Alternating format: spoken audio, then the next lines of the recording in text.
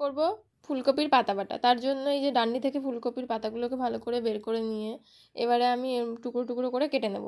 যতগুলো পাতা আছে সবগুলোকে আমি কেটে নিচ্ছি। নেওয়ার পরে আমি একটা পাত্রে, আলাদা একটা পাত্রে আমি জল গরম করতে দেবো। ওই পাত্রের মধ্যে জল গরম করতে দিয়ে একটু নুন দিয়ে দেবো, যাতে আমার তাড়াতাড়ি পাতাগুলো সিদ্ধ হয়ে যায়। দেওয়ার পরে এই যে আমি ভালো করে এগুলোকে ধুয়ে নিচ্ছি। ধোয়ার পরে এগুলো আমি দিয়ে দিলাম ওই জলটার মধ্যে। দিয়ে এবার দেখো আমার প্রায় কিছুটা সিদ্ধ হয়ে এসছে। এবার পুরোপুরি সিদ্ধ হয়ে যাওয়ার পরে শিলে এরকম তুমি বেটে নেবে ভালো করে। তোমরা এরকমভাবে ভালো করে বেটে নেবে। নেওয়ার পরে এই যে অনেকগুলো লঙ্কা দিয়েছি, তার সাথে রসুন দিয়েছি। রসুন আর লঙ্কাটাকেও আমি বেটে নিলাম। বাটা জিনিসে ঝাল বেশি করে না দিলে ভালো লাগে না। এই যে বাটাগুলো সব তুলে নিয়ে আমি সর্ষের তেল দিয়ে দিলাম, তার মধ্যে দুটো শুকনো লঙ্কা ফোড়নে দিয়ে দিলাম আর কালো জিরে দিয়ে দিলাম। দেওয়ার পরে এটাকে ভালো করে নাড়াচাড়া দিয়ে বাটাগুলোকে আমি দিয়ে দিচ্ছি। এই যে পাতা বাটাটা আমি পুরোপুরি দিয়ে এবার নাড়াচাড়া দিয়ে নেবো। নেওয়ার পরে ভালো করে নাড়াচাড়া দেবে অনেক। এবার 2 চামচ হলুদ দিয়ে দেবো। দিয়ে এবার রসমালাই অবধি আমি একটু নাড়াচাড়া করবো। তারপরে শেষে আমি একটু চিনি দিয়ে দেবো। এই যে আমার পাতা বাটা রেডি। তারপরে এরকম গরম ভাত কাঁচা লঙ্কা দিয়ে ঝাল ঝাল পাতা বাটা খেতে খুব ভালো লাগে।